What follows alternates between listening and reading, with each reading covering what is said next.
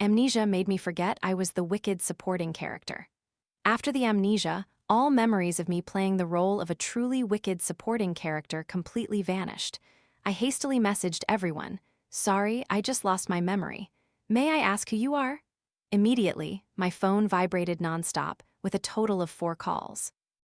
My cold childhood friend, who I used to bully relentlessly, messaged back. "New trick, huh? Dinner's downstairs, grab it yourself." My devoted adopted brother, whom I always made things difficult for, messaged, "Are you still mad at me? I just transferred your allowance, I'll come visit you tonight." The strong female lead, whom I used to annoy, messaged back, "Acting again? If you have amnesia, just sleep. I'll cover your attendance." Could it be that all this time, I've been holding the wrong script, the one meant for the lead? In the hospital room, doctors and nurses bustled about, the air thick with the smell of antiseptic. I tried to sit up, my head still spinning. Not far away, a doctor was talking to a middle-aged man. "How is her condition?" "Currently, Ms. Quinn's amnesia isn't too severe. She's just forgotten certain people." Overhearing their conversation, I froze. "Amnesia? Why do I have amnesia? I don't have amnesia," I couldn't help but blurt out. "I remember my name is Quinn. My father is Mr. Quinn, and my mother is Mrs. Song." The middle-aged man turned to me, asking gently, "Then, young mistress, do you remember my name?" I quickly nodded. "Of course, you're Mr. Lee, my family's butler." The man was silent for a long moment, his expression complex. "Young mistress, I am your family's driver, and my surname isn't Lee, it's Liu." He sighed, then continued to the doctor. "Well, thank you, doctor. I'll go contact her parents now." Through that brief conversation, I learned I had fallen down the library stairs. After losing consciousness, a classmate brought me to the hospital. Only after they left the room did I fully awaken, picking up my phone to look. If it weren't for my parents' names and those of people I knew in my contacts, I might have thought I'd picked up a stranger's phone. Just then, someone named Cold Monster sent 2 messages. "Food will be ready in 30 minutes, come down and get it yourself. I'm too lazy to bring it up." I racked my brain but couldn't remember who this person was, so I texted back, "Did you buy lunch for me?" The reply came quickly, but every word was sharp. "Buying lunch for the young mistress is my responsibility. However, if next time you want something other than cafeteria food, could you please let me know in advance? If I hadn't spent half an hour queuing, you wouldn't have missed your meal." Why was he speaking so formally? But now wasn't the time to eat. I quickly replied, "No need, I don't want to eat today." The other person was silent for a while. Though I couldn't see his expression through the screen, I sensed a flicker of anger. "Is it because the breakfast I brought wasn't to your taste that you're sulking?" I hastily explained, "No, it's not that, I have amnesia." The other person scoffed, "Is this another new trick the young mistress has come up with to mess with me?" Was I really that bad before? Fearing he wouldn't believe me, I sent him a photo. "I'm not lying, I'm still in a hospital bed right now." For a long time, there was no reply. He must have been so angry he fainted, or perhaps he was just too lazy to care about me. I checked the message history. This Cold Monster guy did things like buy meals, run errands, get bubble tea every day, and even sometimes helped me with my homework, letting me copy his notes and answers. My attitude towards him was really bad. I was always bossing him around arrogantly. A wave of regret washed over me. How could I speak to a classmate in such a tone? "Quinn," the hospital room door suddenly opened, and a young man quickly stepped in. He wore a simple white shirt, his face handsome, features harmonious. Even the fingers holding the lunchbox looked pale and slender. I stared blankly at him. Even with amnesia, my preference for beauty hadn't changed. My ideal type was the same. I looked up at him, cautiously asking, "Are you?" He paused. He pressed his lips together, lowering his head to ask, "You don't remember who I am?" I frowned, thinking, "Are you, Cold Monster?" His expression became complicated. "My name is Julian." Julian reached out, intending to check the wound on my forehead. "Fell down the stairs. Are you okay?" Noticing my dazed look, he awkwardly withdrew his hand, his tone cold. "I don't care about you, I'm just afraid you'll hit your head and then frame me." Those few words exposed my formerly selfish and stubborn self. I felt even more guilty. Seeing my silence, he gently asked again, "You really don't remember who I am?" I honestly replied, "No, I don't. but looking at our chat history, it seems like you're the one I always sent on errands." Julian paused. I looked up suspiciously. He took a deep breath, then slowly said, "We're childhood friends." Seeing I still didn't react, Julian added, "Of course, we were also engaged since childhood." I was stunned. But the message log doesn't look like that at all. I thought we were just regular classmates, not close at all." Julian let out an angry laugh. "If it weren't for this relationship, who would willingly run errands for you every day? Who would specifically buy you meals and save your spot?" I naively blurted out, "But you just said buying me lunch was your responsibility." Julian raised an eyebrow slightly. "Exactly. Isn't that the responsibility of a fiancé?" Just then, Mr. Liu, the driver, entered the hospital room, a little surprised to see Julian. "Julian, you're here." Julian politely stood up to greet him, smiling. "I came to visit her." Mr. Liu was about to find a chair when he was startled by Julian's words. "Oh, Mr. Liu, Quinn doesn't believe that we've been friends since childhood. Can you tell her if we're engaged?" Mr. Liu's eyes widened. He looked at Julian with a normal expression, then at me with a doubtful gaze. After a moment of thought, he nodded with an awkward expression. Yes, that's right." Mr. Liu was the first person I saw after regaining consciousness. Combined with him handling the procedures to contact my parents, I unconsciously placed a degree of trust in him. Julian's expression didn't seem like he was joking, and I felt a little surge of joy. My dream person had suddenly become my fiancé. It felt like winning the lottery. It seemed that no matter how much amnesia I had, I would still be smitten by the person I once loved at first sight. After Mr. Liu stepped out to answer his call, Julian gently placed the lunchbox on the small table, handed me chopsticks, and said, "Eat your meal first." I glanced at it, happily replying, "Great, these are all my favorite dishes." Julian slightly lowered his head and scooped soup for me, his voice even. "Nothing special. It's the menu you ordered this morning." A deeper sense of guilt welled up inside me. "So, have I been bothering you too much?" Julian calmly wiped his hands with a tissue. "It's not like it's been just a day or two." Then he added, "I'm used to it." A wave of sympathy rose in my heart. I grabbed his sleeve. "Then let's eat together, okay?" Julian froze. He touched his nose, cleared his throat a few times. "I only bought one portion." I found it strange. "Don't we usually share?" Julian turned his face away, pretending to look out the window. "We do share, but I've already eaten today." I didn't doubt him at all, feeling relieved. While he drank water, I ate and chatted with him nonstop. "Julian, actually, the first time I saw you, I felt like I'd just remembered something."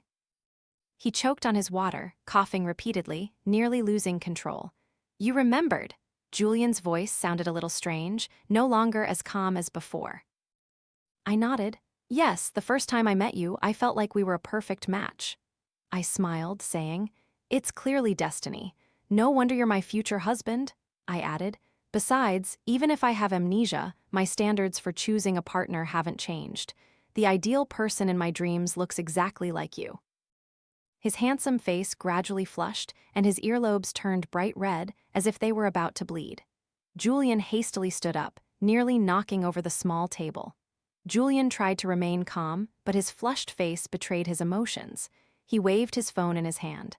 I just got a notification from the group. I have to go back urgently." He added that he also had to submit documents to his advisor this afternoon. I said understandingly, "Then you should go quickly. I'm feeling much better. A little rest this afternoon should be fine." Julian nodded, his voice softening considerably. "I'll come back to visit you later." He practically fled the hospital room. I couldn't help but sigh. Graduate studies are really tough these days. Advisors text like they're issuing a warrant. Mr. Liu had just walked in from outside the hospital room, looking a little surprised to find only me there. "Where's Julian?" I nodded slightly, smiling as I replied. "He said he'd come back to visit me later." Mr. Liu let out a breath and then spoke to me again. "The doctor said it's best if a family member comes to the hospital. Your parents are currently abroad and can't come back right away. How about I contact your brother?" "Brother? I have a brother too." Seeing my bewildered expression, Mr. Liu seemed to have anticipated it. He took my phone, tapped the screen, and handed it back. "This is your brother." I looked down, and my eyes fell upon a profile picture of a beagle wearing sunglasses. The username displayed was Golden Wish Machine. The daily messages in the chat were pitifully sparse, almost entirely transaction histories of money transfers. And whenever someone made me angry, this person would immediately step in to help me resolve it. The speed was so fast that I felt like I was subscribed to an anti-bullying service. Little Quinn, you might not remember. Theo is your brother, but not by blood. He's your parents' adopted son. He's 3 years older than you and usually cares for you a lot, Mr. Liu explained. I understood and immediately sent a message to the contact. Brother. The other party replied almost instantly, sending 50 question marks in a row. Although I didn't know what he was surprised about, I honestly typed back, "Are you free now?" Golden Wish Machine, free of course. What's wrong? Is someone bullying you? Golden Wish Machine, send me their info, I'll take care of it. Golden Wish Machine, do you need some allowance? I'll transfer it right away. Golden Wish Machine, what did you call me just now? Can you say it again? TV. What a strange brother, what a bizarre request, but I indulged him. Brother, can you come to the hospital for a bit? The other party sent another string of question marks. Immediately after, an unexpected voice call came in. I had never liked answering calls, and even more so after my amnesia, so I didn't hesitate to decline the call. Golden Wish Machine, why aren't you answering? Is something wrong? Golden Wish Machine, is this a scam? Damn you, give her phone back or I'll kill you. I didn't want to listen, too lazy to listen. Golden Wish Machine, oh, it's the real owner, Quinn, I have amnesia. He then sent another string of question marks, perfectly matching the style of his avatar. Golden Wish Machine, so do you remember who I am? I felt a little impatient. Of course, aren't you my brother? Golden Wish Machine, that's right, I'm the brother you love most.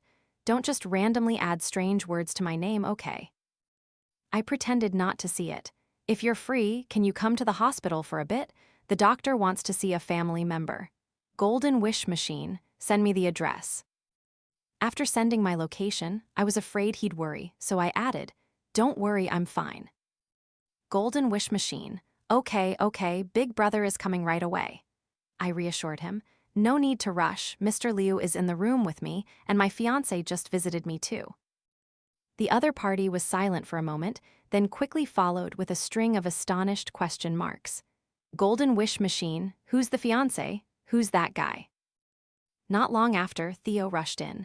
He was still wearing a shirt and tie, but his short hair and left earring made the outfit seem a bit mismatched. Quinn? Theo sat down by my bed, his face moved and hopeful. So, after losing your memory, I'm the only one you remember. I actually didn't remember him either. I held my phone out to him, politely saying, Mr. Liu said the person with this avatar is my brother. Theo took the phone and scrolled through, his mouth twitching. Why is my name Golden Wish Machine? I felt like anyone who met me today should be hospitalized instead of me. If I knew, what would be the point of having amnesia? Theo was right, actually. Although this adopted brother seemed a bit unreliable, he was currently my only family member. I tugged at his sleeve, softly pleading, Brother, can I be discharged? I want to go home. Theo's heart melted. Of course, I'll go take care of the paperwork right now. He hurried to the door, then turned back, clearing his throat. Oh, right, Quinn, I forgot to tell you something. I looked up at him with a hint of suspicion. Theo took a deep breath, then whispered seriously, At home, you always called me second brother. Half an hour later, I was in a car, heading back to my residence. All along the way, Theo kept asking, Do you want anything to drink or something to eat? I gently shook my head, smiling as I replied, No need, second brother. Theo then asked, Do you want to listen to music or play games? I still shook my head, declining. Thank you, second brother, you don't have to bother. Theo mumbled, repeating the address, finally satisfied and looking away. I opened the chat history and asked, Second brother, why does it seem like our relationship wasn't very good before? Theo suddenly bristled like a wild dog. Who said that? Who told you that? I held the phone out to him, honestly saying, I just feel that way myself, and my tone towards you wasn't exactly gentle. Theo was so moved he was almost in tears. What wasn't good about it? I thought it was especially good. Is he okay? In the message history, I often bossed Theo around like an animal. If anything displeased me, I would scold him mercilessly. Yet Theo never resisted or explained, just silently endured it, and in the end would even add, "Don't be angry anymore, it's all my fault I've transferred the money to you, go buy a bag to cheer yourself up." How could I have been so mean-spirited? Theo then listed my good points. "Look, normally, if anyone bullies you, you tell me to go beat them up. Isn't that caring about my health? Afraid I'll become a pot-bellied uncle, so you want me to exercise regularly? And every week you tell me to transfer money to you. Why? Because you know I'd spend it frivolously. You stopped that waste from the beginning. Plus, the things you buy aren't useless. You buy gold and designer bags. What is that?" "That's maintaining value. You're helping me manage your finances. And normally, you speak a bit too bluntly, but that's okay. We're family. People often say the words that hurt you most come from those who love you most. You love me the most, so I completely understand." The car pulled into a high-end villa complex. As I stepped out, Theo helped me with an umbrella. Suddenly, he spoke. "Oh, right, you mentioned your fiancé came to visit you. Who is that?" I replied with a mischievous smile. He introduced himself as Julian. "Do you know him?" Theo fell silent. After a moment, he gritted his teeth and said, "He really is a thief, isn't he?" He continued. "If he says anything sweet, you absolutely mustn't believe him. That type of person looks innocent and harmless, but is actually wicked and specializes in deceiving others."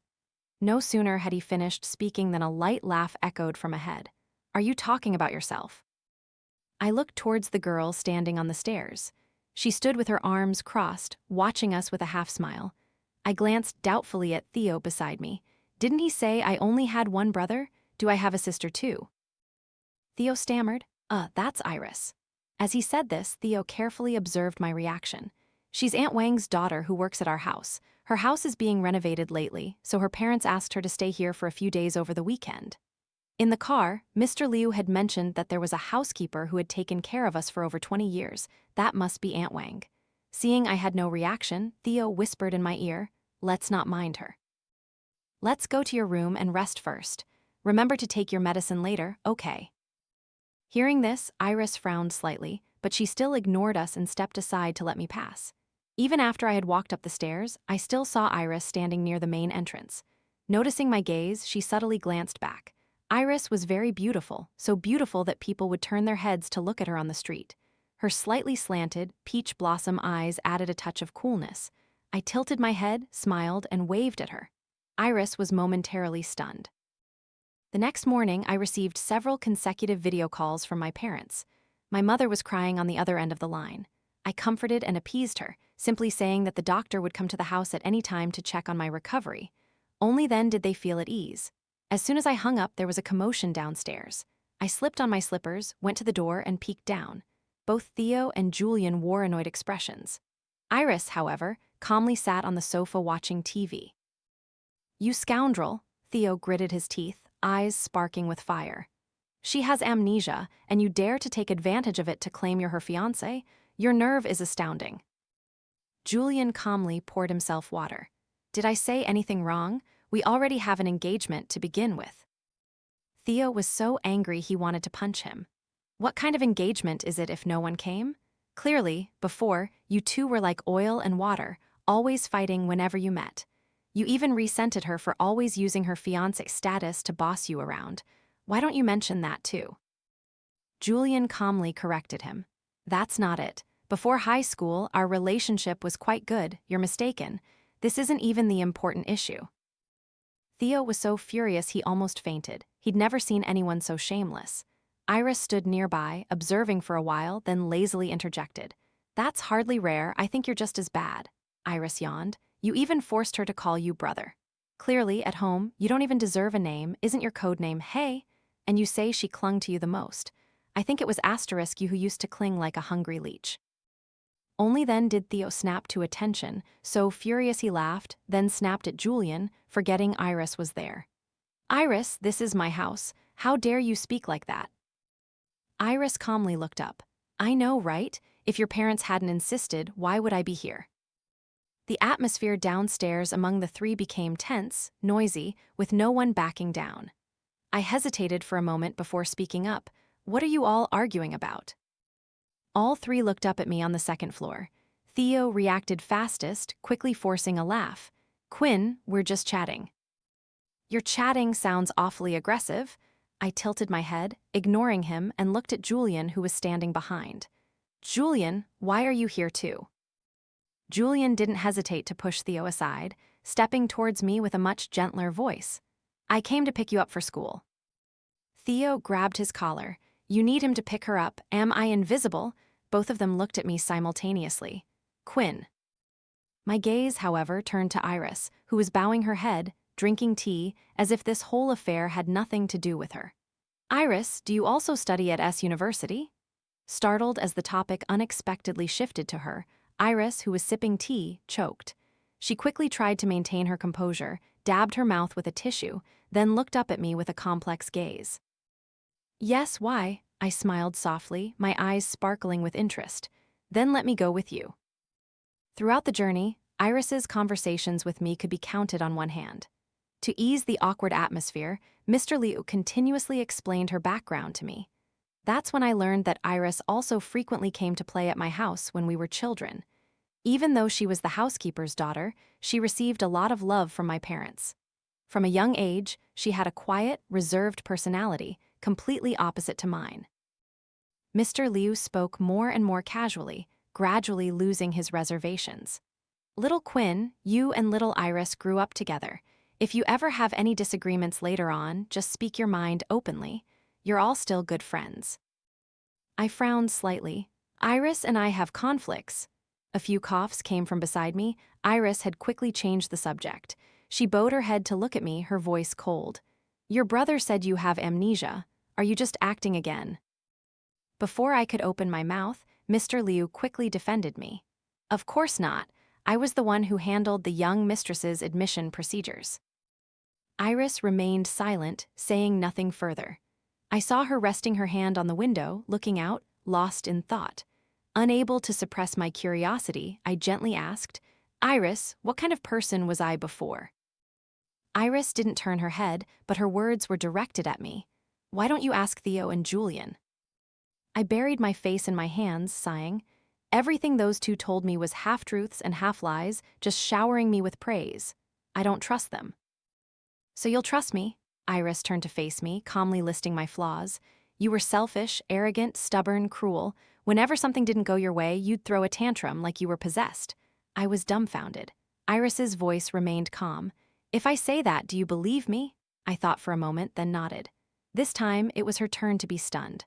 I think you're right. I really was a terrible person like that before. Both regretful and sincere, I expressed. I looked at the chat history, and the old me was definitely not as kind as those two said. Iris frowned slightly, about to say something, but then stopped. So, did I often bully Theo? I asked her anxiously. You came to my house often, so you must know, right? Iris seemed a little taken aback when I took her hand, but she didn't pull away. She just paused for a moment, rested her hand on her temple, and calmly replied, Yes, Theo was your #1 subordinate. Whatever you wanted, he would provide, even if you wanted to pick stars from the sky, he'd find a way to contact the IAU, International Astronomical Union. From childhood, he indulged you the most, but if he didn't perform the tasks you assigned well, you would scold and punish him. I unconsciously swallowed, my nose stung, my voice trembling. I even hit him. My palm suddenly stung. Remembering Theo's stubborn gaze from earlier, I wished I could slap myself. Iris looked at me, her expression complex. What are you thinking? Of course, it wasn't crude punching and kicking. I was bewildered. Then what kind? Iris waved her hand, her tone reluctant. It's not convenient to say, just understand it as a type of reward you gave him. He quite liked it anyway. The car stopped right at the school gate. Iris walked straight towards the lecture hall. Halfway there, she turned back and asked me, There's a class at 10, do you want to go? I rubbed my spinning head, stammering, Can I not go? Iris scoffed. Sure enough, some people's laziness runs deep, even with amnesia. I wanted to justify myself but didn't know what to say. You really are an expert at seeing through people's true nature. I'll cover your attendance for you. If you're not feeling well, go back to the dorm and rest. Iris lazily waved her hand at me. Go on. I quickly thanked her. I hadn't expected Iris to be so kind, completely unlike her arrogant outward appearance. I didn't understand why I had issues with her before. I even want to be friends with her now. I mused idly. As soon as I turned around, I heard a very faint sigh from behind. In reality, you're not as bad as you think. After lying on my dorm bed for a while, closing my eyes, I only saw strange, fragmented memories flooding back. The patchwork of memories in my mind made me feel like an out-of-control puppet. I couldn't sleep at all due to the quiet dorm. Eventually, bored, I wandered around the campus. Walking, I unconsciously found myself at the library again. I had just replied to Theo's usual check-in message. After some thought, I messaged again, "Thank you for caring about me before, brother." The phone was silent for a moment, then immediately vibrated with a continuous stream of messages. Before I could even check them, someone called out to me. "Little Quinn." Julian stood right in front of me. He had changed into a short-sleeved t-shirt looking very clean and tidy. "To the library?" Julian asked gently, his voice clear and soft. I hesitated slightly. "Yes, I think since I fell from the library, maybe returning to the old spot might help me remember something." Julian understood, nodding. "Then I'll go with you." The library wasn't crowded at this time. Everyone was quietly reading. I caressed the stair railing, and vaguely, a girl's face appeared in my mind. "Julian, this morning Mr. Liu said Iris and I had a conflict. Is that true?" Julian was my childhood friend, so of course, he also knew Iris. Theo, on the other hand, always listened to me. If I had issues with Iris and asked him, he would certainly only say good things. Compared to Theo, Julian seemed more likely to be objective. He frowned slightly. "Did you remember something?" I shook my head. "No, I just feel a little uneasy inside." Julian accompanied me to the second-floor balcony of the library. Only then did he slowly begin to speak. He tried to recount the past events between Iris and me, acting as an impartial outsider, without any personal feelings. From the time we were childhood friends playing together until we met again in high school and became enemies, I couldn't stand my parents constantly praising Iris, and I was also irritated by others complimenting Iris's beauty. I often used Iris's status as the housekeeper's daughter to tease and make things difficult for her in front of everyone. But Iris wouldn't even pay attention to me, just treating me like an immature child. This only made me angrier. Hearing Julian honestly recount everything, I felt utterly ashamed, wishing I could disappear instantly. "So, what kind of person is Iris?" Julian pondered for a moment, then bent down to look at a book. "She and I didn't have much interaction. From childhood, she only played with you. It's just that later, when she grew up, she moved to study in town, and I didn't see her again. I only heard you mention a few times that you were very curious about her. At that time, you were very happy. I don't understand why you always targeted her later on." Since Julian didn't have a habit of badmouthing others behind their backs, I didn't feel it appropriate to ask more. He sat next to me in the quiet library. Outside the window, lush green trees created a verdant, misty space, symbolizing a strong new beginning. I watched Julian intently reading his book, unable to resist gently asking, "When I was so unlikable, did you hate me?" In these brief days of interaction, I had always felt that Julian wasn't as cold as he appeared. Julian's hand, turning a page, paused. He was silent for a moment, then said, "Not exactly hate, just a bit surprised." I felt a little embarrassed. "So, did I bully you a lot before too?" Julian chuckled, looking more relaxed. "If you consider running errands, buying meals, saving seats, copying notes for you regularly, and then shamelessly using the excuse of gifting me things I liked as a form of bullying, then I suppose it was a kind of bullying, in a way." I lowered my head and softly asked, "What if I never get my memories back?" As soon as I finished speaking, I felt a hand gently pat my head. Julian's hand was warm and gentle. "It's actually fine. Perhaps when you look back later, you'll find your current self to be freer." Julian walked me down to the dorm building. By then, my phone was overflowing with messages from Theo. "Quinn, why did you suddenly say those things? Big brother is so touched he almost wants to cry." "Oh, right, you absolutely must stay away from Julian. You didn't like him before, don't let him deceive you. Once, when you were drunk, you even said you didn't like him and that he would like the female lead later on. Let's not play with him anymore, okay? Tomorrow, Big Brother is going on a business trip to France. What do you want?" Female lead. When those 3 words appeared before my eyes, my mind suddenly spun. A tingling sensation spread from the back of my neck, and my heart pounded relentlessly. At that very moment, a dry, cold, jarring, yet incredibly familiar voice echoed in my head. "Host, long time no see." Then memories flooded back like a torrent, crashing through my mind. the fate of the wicked supporting character I was branded with, images of my struggles with Iris, and even my unintentional bullying of Julian each event appeared clearly, like perfectly fitted puzzle pieces. The day I reunited with Iris in high school, a voice from the system had rung out, announcing that this was a novel. Iris was the female lead, Julian was the male lead, and I was merely a wicked, self-serving, stubborn supporting character. Iris would gradually transform from the housekeeper's daughter into a graceful swan, winning my parents' admiration, my adopted brother's attention, and eventually even my childhood fiancé's affection. Envy began to sprout in my heart. With my identity as the Quinn family's young miss, I seemed destined for a life-or-death confrontation with her. Initially, I tried to resist, questioning the system why it had turned me into such a person. The system's voice remained cold in response. "Host, this is your mission as a character in the story. There is only one main character in the book. If you do not contend, you will forever be looked down upon." I thought that even if the female lead realized her identity, she wouldn't hesitate to suppress me. After all, I was someone who wasn't the female lead, but enjoyed the treatment of one. She surely wouldn't be able to accept that. After that, manipulated by the system, I began the life of a wicked supporting character. The system assigned me tasks, forcing me to make things difficult for Iris, and I could only publicly mock and ridicule her cheap, unfashionable clothes. After completing the tasks, a feeling of regret welled up inside me. I secretly gave my newly bought clothes to Aunt Wang, just saying I didn't like them anymore and asked her to dispose of them. A week later, I saw that dress on Iris. In the light, she shone like a princess, while I remained hidden in the shadows. Iris looks so good in that white dress, I thought to myself, yet tears streamed down my face. According to the system, Iris would steal my lover in the future. I was forced to get engaged to Julian before that could happen. I was controlled like a puppet, making my parents organize the engagement ceremony. The system even chose the day Julian's grandfather was seriously ill, claiming only this day could prove Julian's feelings for me. As a result, Julian didn't come to the ceremony, and I didn't dare show my face either, afraid of seeing his disappointed and disgusted gaze. I tried every way to fix things, but compared to what I had caused, everything felt ridiculous. I didn't want to live this life anymore. I didn't want to gradually become someone everyone hated.